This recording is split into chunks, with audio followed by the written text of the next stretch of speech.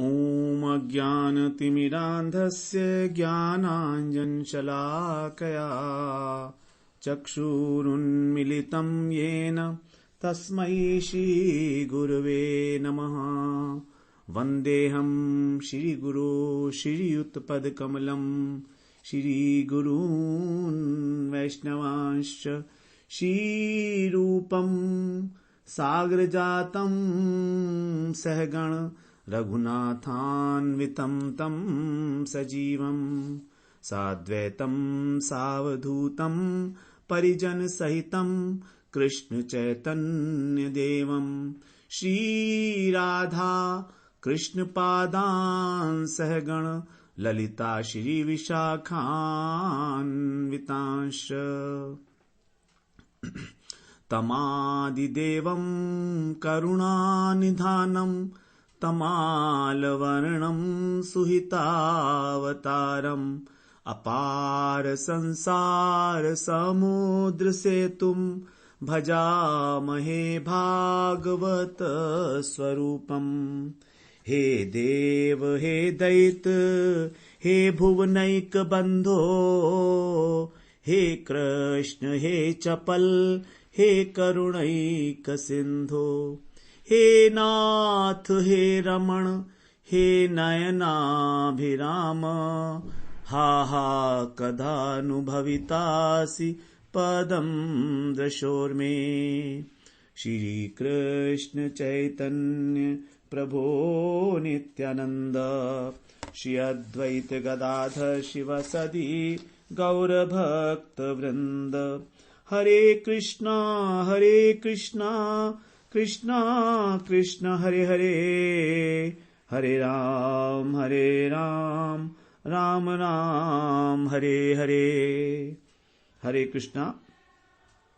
सर्वप्रथम मैं अपने गुरुपाद पद्म ओम विष्णुपाद अष्टोत्तर शत श्री श्रीमद् भक्तिवेदांत माधव गोस्वामी महाराज के चरण कमलों में अनंत कोटि दंडवत प्रणाम ज्ञापन करता हूं। हम लोग श्रीमद् भागवत पुराण में प्रथम स्कंद का और 9वां अध्याय हम लोग श्रवण कर रहे हैं, जिसमें हमारा 31वें श्लोक तक पाठ हो चुका था। इसमें बताया गया है कि किस प्रकार जो है भीष्म पितामह शरशय्या पर लेटे हुए हैं। अब उनको उत्तरायण की प्रतीक्षा थी कि उत्तरायण आए, तो जब उत्तरायण आया है तो उस समय में ही युधिष्ठिर महाराज जो हैं सभी लोगों को, ऋषियों इत्यादि को लेकर उनके पास गए, उनको धर्म का उपदेश दिया भीष्म पितामह ने। और अब जो है वो अपने अंतिम समय में, अंतिम घड़ी में अब कृष्ण भगवान की स्तुति कर रहे हैं, भगवान की, और उस स्तुति को ही हम लोग आज से श्रवण करेंगे। 32वें श्लोक से ये आरंभ है। कह रहे हैं भीष्म उवाच इतिम। ये जो स्तुति है हमारी 11 श्लोकों के अंदर है, और अब स्तुति करते हुए भगवान को ये पुष्पांजलि भी अर्पित करना चाहते हैं, लेकिन शरशय्या पर लेटे हैं तो फूल कहां से लाएंगे। तो इसीलिए भीष्म पितामह ने अपनी 11 श्लोकों के अंदर जो स्तुति है उसको पुष्पिताग्रा छंद के माध्यम से व्यक्त किया है। ये एक छंद है जिसमें गाकर जो है पुष्पिताग्रा छंद, तो उसको उसी के अंदर जो है स्तुति है ये। तो कह रहे हैं भीष्म उवाच इति मतिरुपकल्पिता वितृष्णा भगवती सात्वत पुंगवे विभूम्नि स्वसुखमुपगते क्वचिद् विहर्तुम् प्रकृतिमुपेयुषी यद्भव प्रवाहा।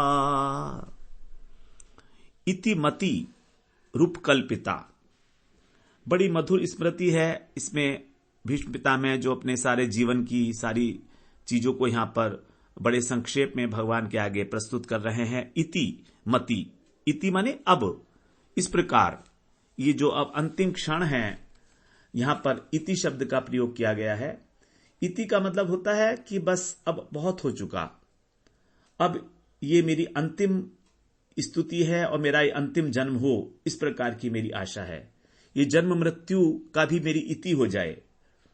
तो इसलिए यहां पर अब इति शब्द का प्रयोग किया गया है। तो जो इति है, करने वाली, ये मेरी मति, इति मति, मति माने बुद्धि, उपकल्पिता, उपकल्पिता माने लगना, ये मेरी जो बुद्धि है ये लग जाए, और ये बुद्धि है कैसी, वितृष्णा, अर्थात अब इसमें किसी प्रकार की कोई कामना नहीं है, तृष्णा से रहित हो चुकी है। ये 3 प्रकार की तृष्णाएं होती हैं सामान्य व्यक्ति को, पुत्रेषणा, वित्तेषणा और लोकेषणा। पुत्रेषणा मतलब पुत्र, पुत्र के अंदर पुत्र, पति, पत्नी, माता पिता सब आ गए, तो मेरा एक परिवार हो, ये एक ईष्णा। दूसरी वित्तेषणा, धन, अब उनका पालन करना है, धन चाहिए, तो धन की ईष्णा। और फिर मान सम्मान, लोकेषणा, लोक में मेरा यश हो, मान सम्मान, प्रतिष्ठा हो। ये 3 प्रकार की जो ईष्णा है, अब ये मेरी 3 प्रकार की इसमें बुद्धि के अंदर नहीं है। मेरी बुद्धि अब बिल्कुल पवित्र हो चुकी है। बहुत हो गया, अभी तक संसार में फंसा हुआ था मैं। 400 वर्ष से भी अधिक आयु बताई जाती है भीष्म पितामह की। तो अब ये कामनाहीन हो गई है, इसको मैं अब आपको समर्पित करता हूं, उपकल्पिता, अपनी बुद्धि को। और आप कौन हैं? आप हैं सात्वत पुंगवे। पुंगवे का अर्थ है श्रेष्ठ। सात्वत माने सात्वत वंश। ये जो सात्वत है एक उपजाति है यदुवंश की ही, यादवों की। तो आप जो यदुवंशी हैं उनमें श्रेष्ठ पुंगवे। विभूमनी, विभूमना माने भूमा पुरुष, सर्वव्यापक तत्व जो हैं आप, ऐसे आप उसके अंदर जो स्वसुखम उपगते, अपने ही सुख के अंदर जो विराजमान है, प्रतिष्ठित है, क्योंकि आपका स्वरूप ही सच्चित आनंदमय है। आप स्वयं आनंद है, आनंद स्वरूप ही हैं आप, रसो वै सह। तो इस प्रकार आपको किसी और आनंद की आवश्यकता नहीं है कहीं और से। आपका आनंद जो है स्वतः सिद्ध है, स्वरूपानुबंधी आनंद है आपका।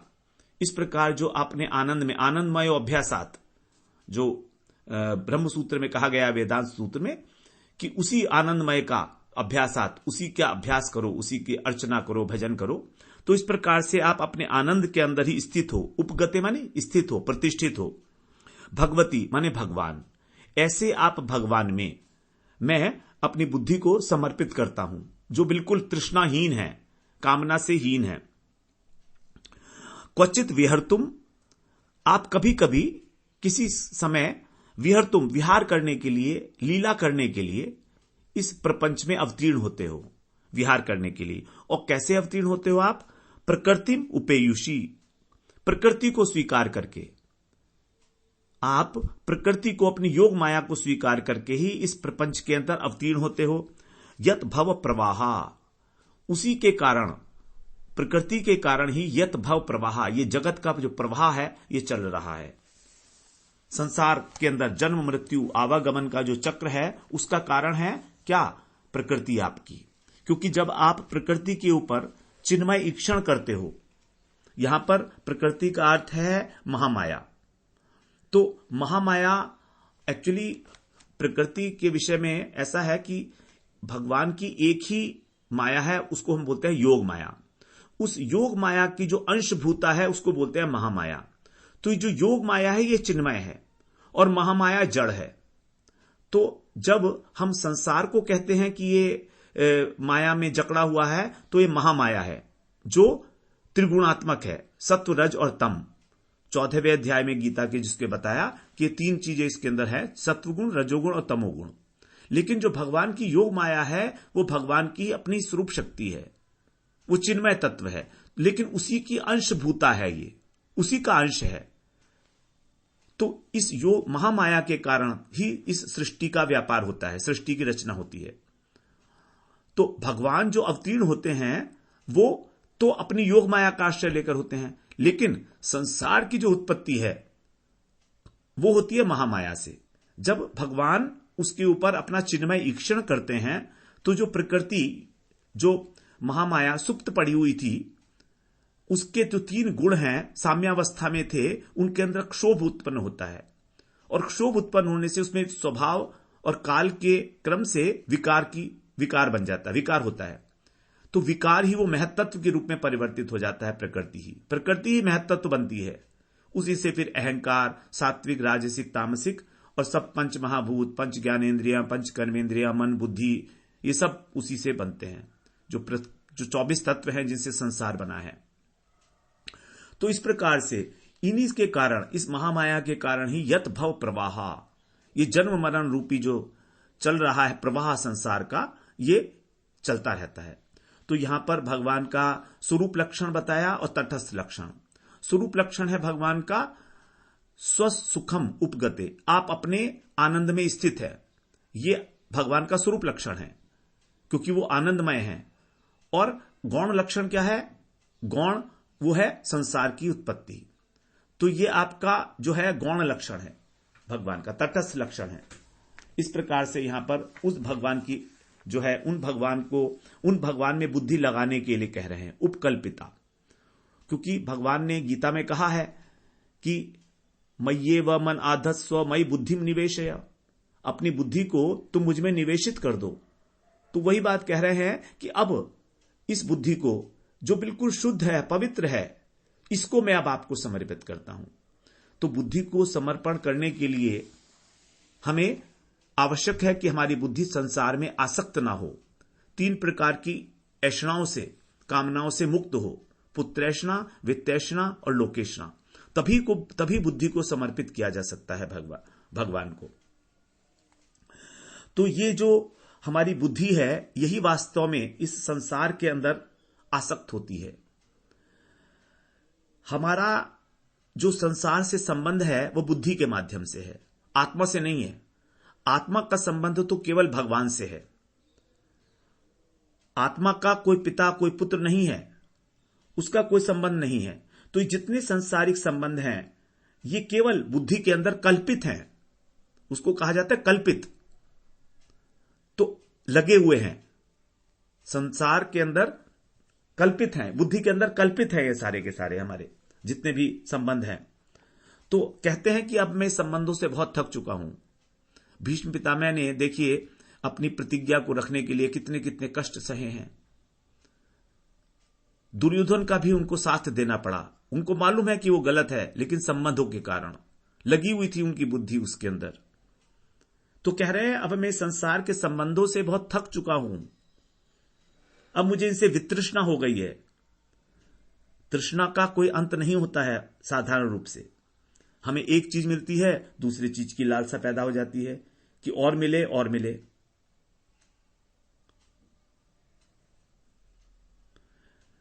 किसी कवि ने कहा है, हो रही सांझ मेरे जीवन की, पर न मिटी भव तृष्णा, कैसे मिटे तम मेरे मन का, हे नंद नंदन कृष्णा। मेरे मन का अंधकार कैसे मिटे, अब मेरे जीवन का अवसान हो चला है। तो किस प्रकार से मेरे जीवन में यह तृष्णा का अंत होगा। तो कह रहे हैं कि यहां पर अब इति हो चुकी है, बस एनफ इज एनफ। अब मैंने अपनी बुद्धि को यदुकुल में जो श्रेष्ठ आप विभूमि है, व्यापक तत्व हैं, उसमें लगा दिया है।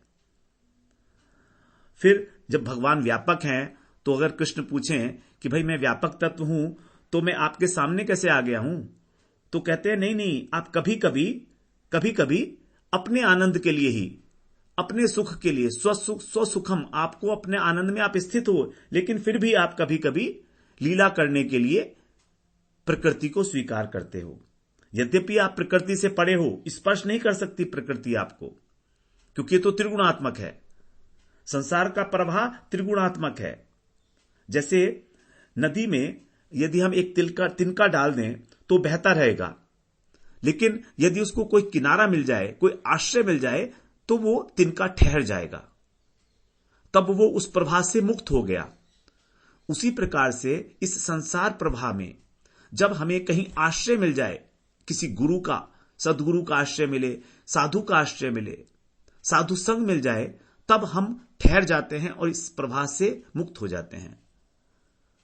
तो कह रहे हैं वो कि अब ये प्रवाह से मैं मुक्त हो चुका हूं, मेरी मति अब इस संसार की आसक्ति में, मैं मेरा में नहीं लगी रही है।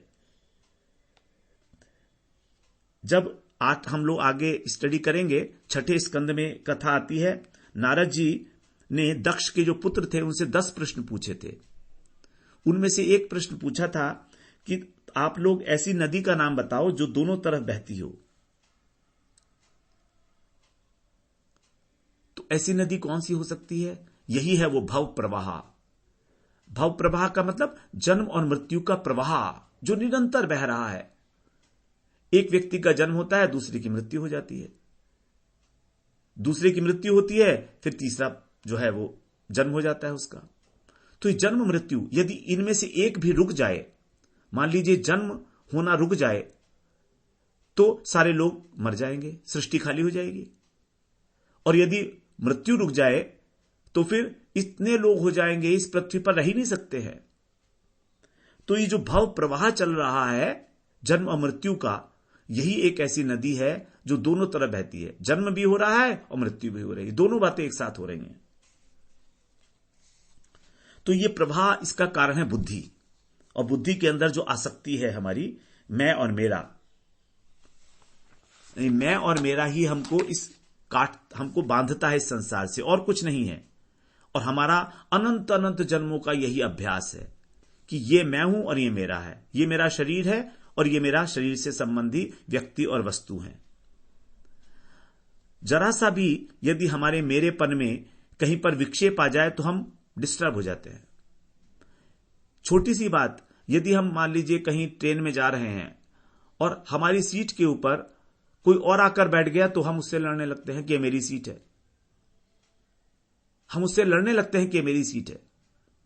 वो कितनी देर के लिए मेरी सीट है?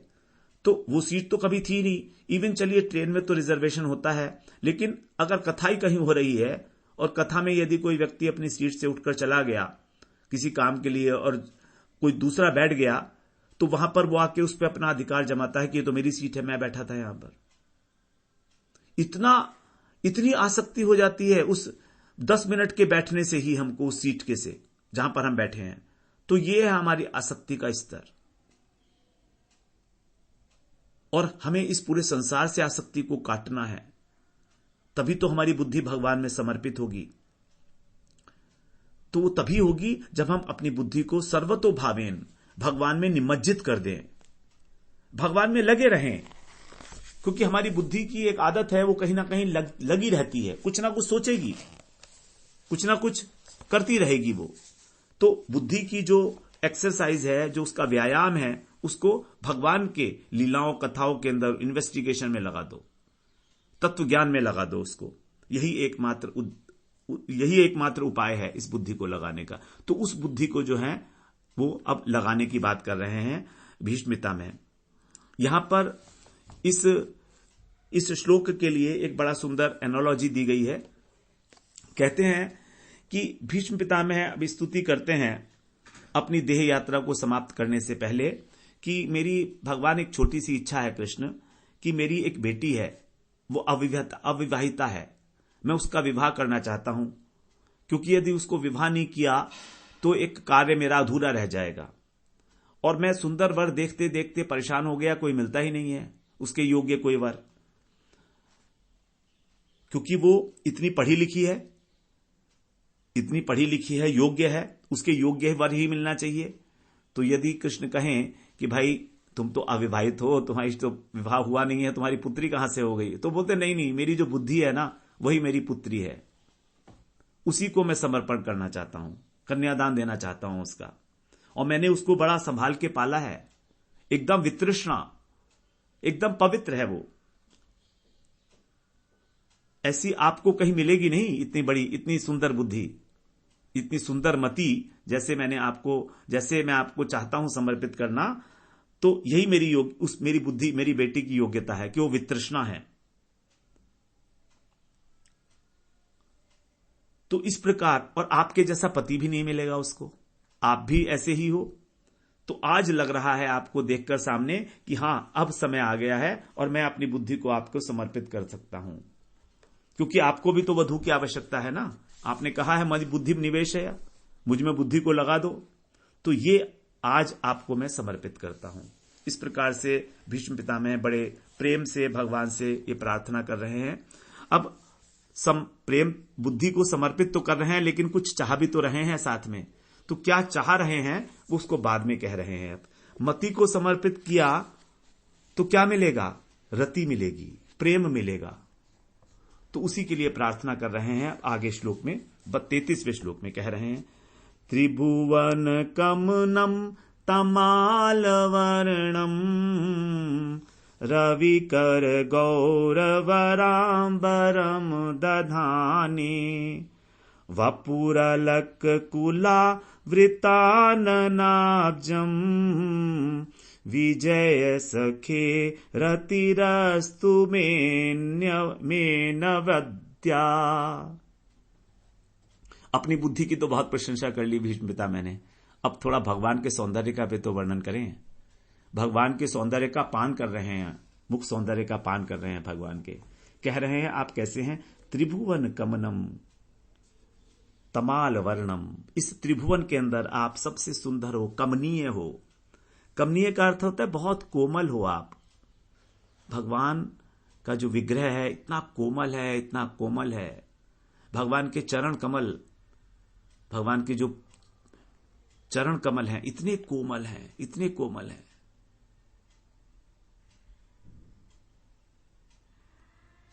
उनका ध्यान कर रहे हैं, भगवान की कोमलता का। कमनीय, अत्यंत मीठे हैं, सबको अच्छे लगने वाले हैं, जिससे नजर ना हटे, ऐसा है भगवान का स्वरूप।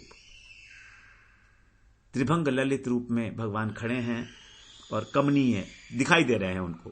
भीष्म पितामह को खड़े तो नहीं होंगे वहां पर, बांसुरी तो नहीं है हाथ में। और आपका जो विग्रह है, वपु है आपका, उसका वर्ण कैसा है? तमाल वर्णम, तमाल वृक्ष की भांति श्याम रंग है। श्याम रंग में एक चमक होती है।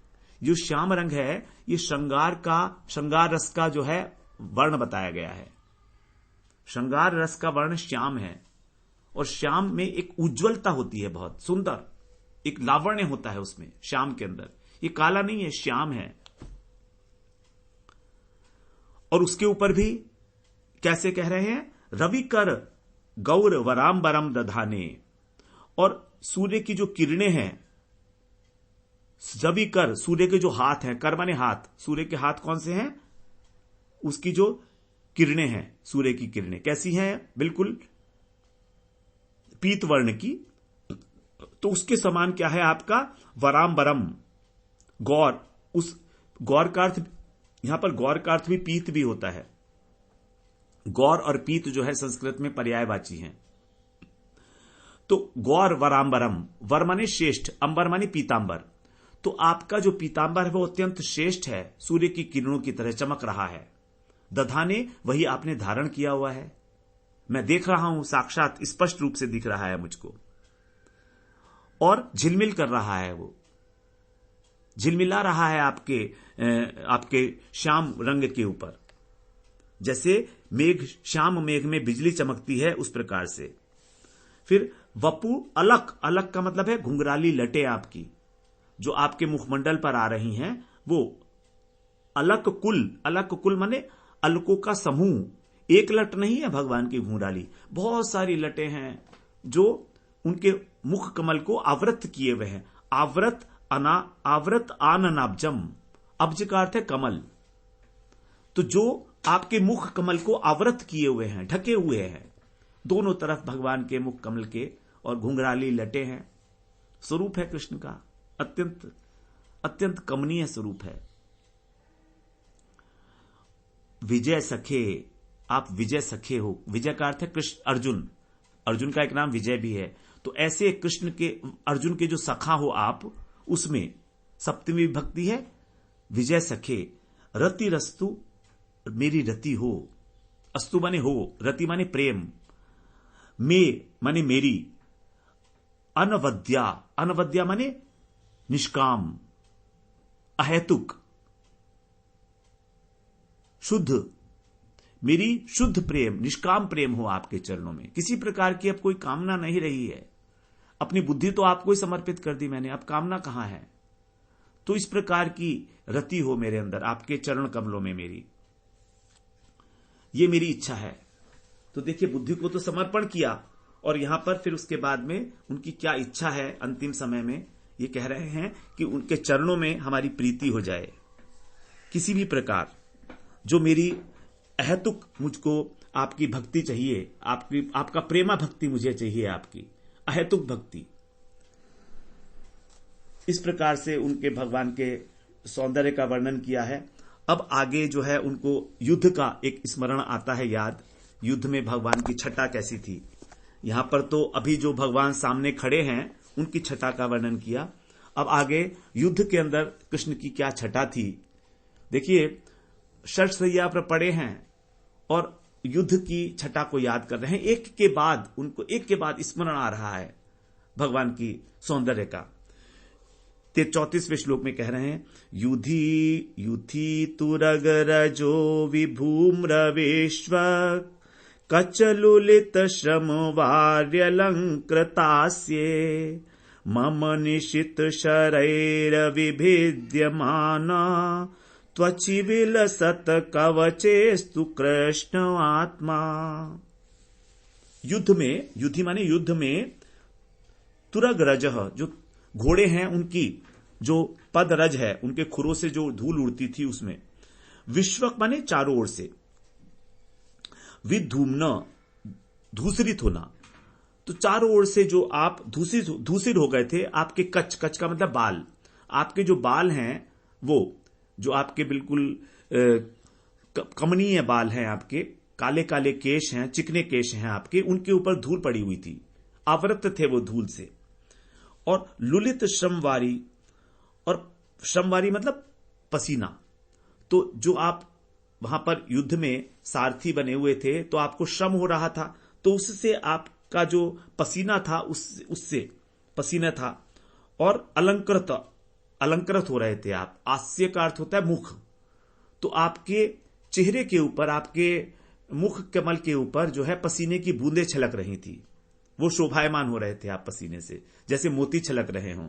भगवान का श्याम वर्ण है और पसीने की जो बूंदें हैं वो मोती की तरह से झिलमिला रही थी भगवान के मुख कमल पर। ऐसे दिख रहे थे भगवान। भीष्म पितामह जब उनके दर्शन कर रहे हैं, उनके ऊपर बाण छोड़ते हुए इस प्रकार के दर्शन हो रहे हैं उनको। मम निशित शरई, मैंने जो छोड़े थे बाण, उसके द्वारा तीक्ष्ण बाण थे। निशित माने निशिता दुरत्यया, ये जो तीक्ष्ण बाण मैंने, तेज बाण आपके ऊपर छोड़े थे, उससे आपका शरीर विभिद्यमाना, बिंध गया था आपका शरीर।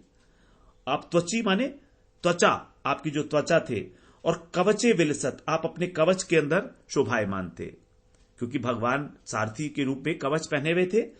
और कृष्ण आत्मा अस्तु, उस कृष्ण में मेरा आत्मा अर्थात मेरा मन, मेरा चित्त, अस्तु माने लगा रहे। तो यहां पर स्मरण हो रहा है उनको कि किस प्रकार से युद्ध के अंदर भगवान की शोभा हुई है। घोड़े दौड़ रहे हैं, उनकी पदचाप से धूली जो उड़ रही है, चारों ओर धुआं ही धुआं। उस धूल के अंदर आपके जो बिखरे हुए बाल थे उनके अंदर धूल भर गई। रथ चलाने से आपको जो श्रम हो रहा था, वो पसीने की बूंदें आपके मुख पर अलंकृत हो रही थी। तो यहां पर देखिए, कृष्ण का जो आभूषण वो क्या है, धूल और पसीने की बूंदें। ये अलंकार था आपका, आप इनके द्वारा विभूषित थे। और आप सारथी थे। आपकी जो त्वचा थी वो विभिद्यमाना, वो फट चुकी थी मेरे बाणों के कारण, तीक्ष्ण बाणों के कारण। और थोड़ा थोड़ा उसके अंदर रक्त भी झलक रहा था कहीं ना कहीं। तो मुख पर आपके धूल और पसीना था, शरीर पर आपके रक्त छलकने लगा था मेरे तीक्ष्ण बाणों के कारण। त्वचा फट गई थी आपकी, कवच भी आपका विभिद्यमाना फट गया था। विभद्य का मतलब है जो फट गया था, विभिद्यमाना। इस प्रकार आप ऐसे लग रहे थे, तो भी आपकी सुंदरता, आप सुंदर बहुत लग रहे थे। ऐसे यहां पर आप में मेरा मन लगा रहे। तो इस प्रकार से जो है स्तुति कर रहे हैं। अब 35वें श्लोक में कह रहे हैं आगे,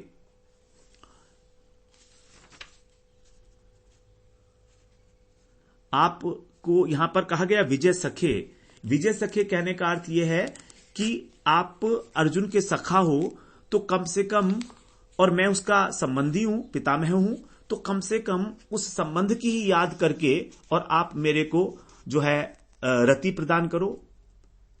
उस संबंध के कारण ही आप यहां पर कृतार्थ करने के लिए मुझे आए हो। है ना। तो आपका ये भक्त वात्सल्य है, मेरे प्रति वात्सल्य है आपका ये कि आप मुझे यहां पर अंतिम समय में दर्शन देने आए हो। मैंने कितना बड़ा अपराध किया है आपका, लेकिन आपने किसी प्रकार उस अपराध को माना नहीं।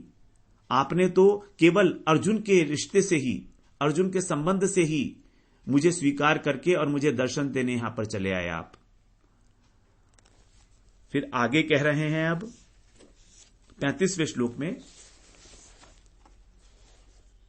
सपदि सखी वचो निशाम्य मध्ये निज परयोर बलयोरथम निवेश्य स्थितवती पर सैनकायुरक्षणा हृतवती पार्थ सतिरतिर्ममास्तु।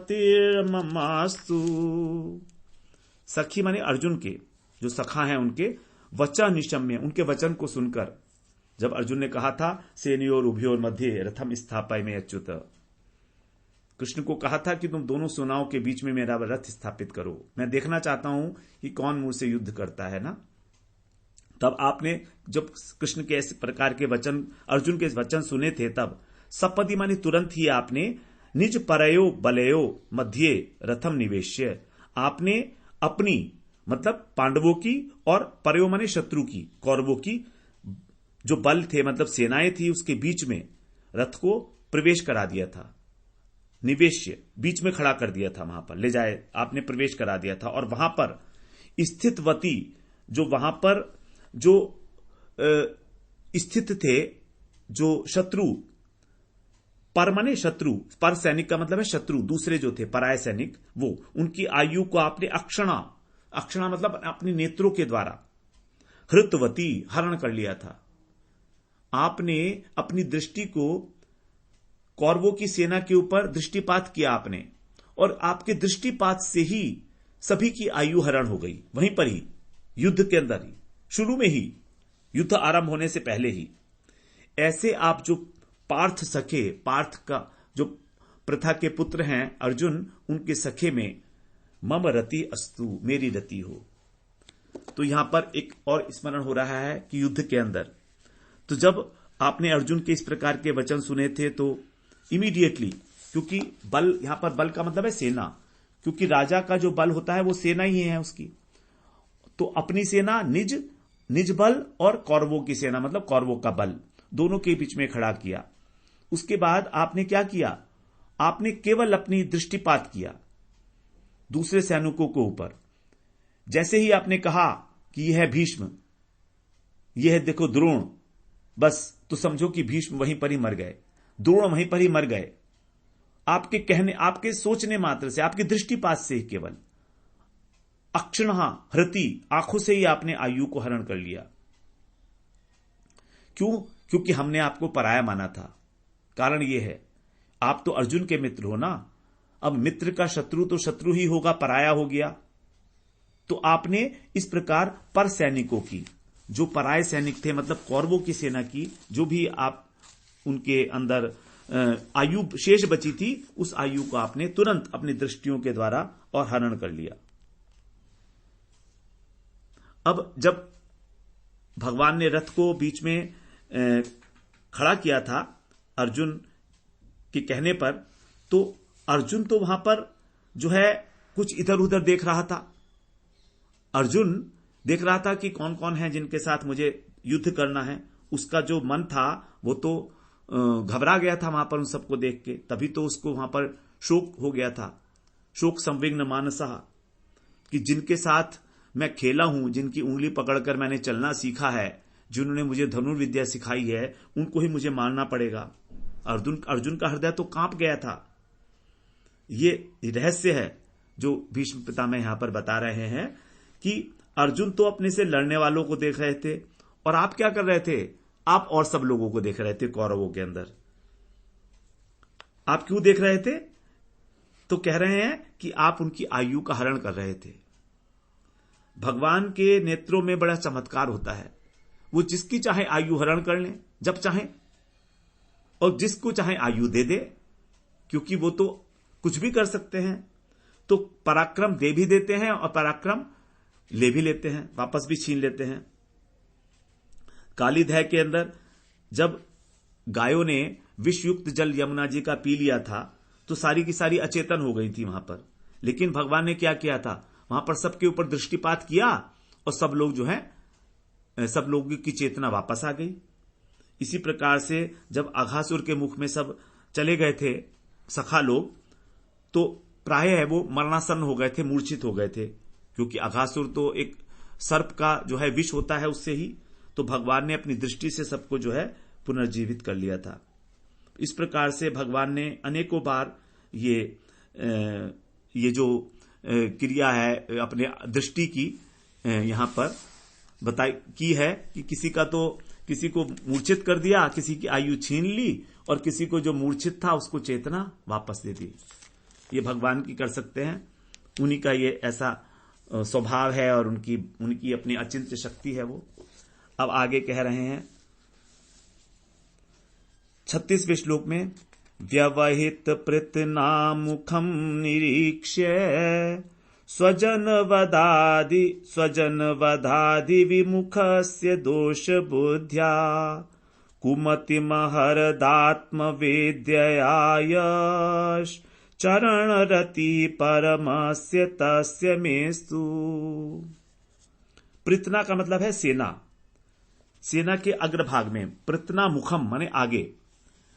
तो व्यवहित माने जो व्यवस्थित खड़े हुए थे संबंधी, उनको देखकर,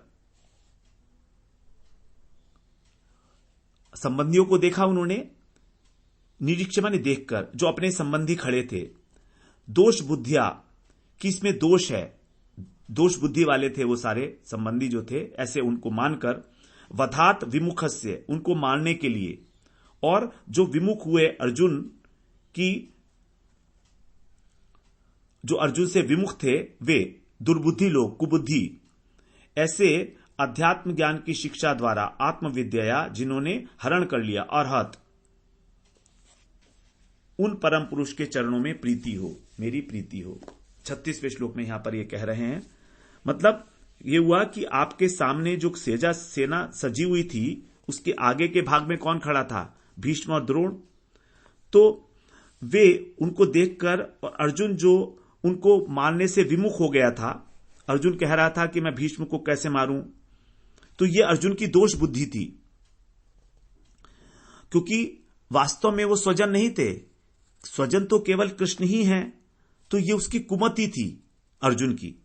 तो ये फिर आपने उसको आत्मविद्या, ब्रह्म विद्या के द्वारा जो है अर्जुन की कुमति को हरण कर लिया, गीता का उपदेश देकर वहां पर। तो ऐसे जो कृष्ण हैं जिन्होंने अर्जुन की कुमति को, जो मोहग्रसित हो गई थी युद्ध के मैदान में, अपने सामने ही खड़े हुए भीष्म और द्रोण इत्यादि को देखकर, उस मुकुंद की, उस कृष्ण की मैं जो है वो शरण लेता हूं। तो यहां पर अब इस प्रकार जो है हम लोग श्रवण किए हैं 36वां श्लोक। आगे फिर हम लोग अगली बार श्रवण करेंगे। वांछा कल्पतरुभ्यश्च कृपा सिंधुभ्येव च पतितानां पावनेभ्यो वैष्णवेभ्यो नमो नमः।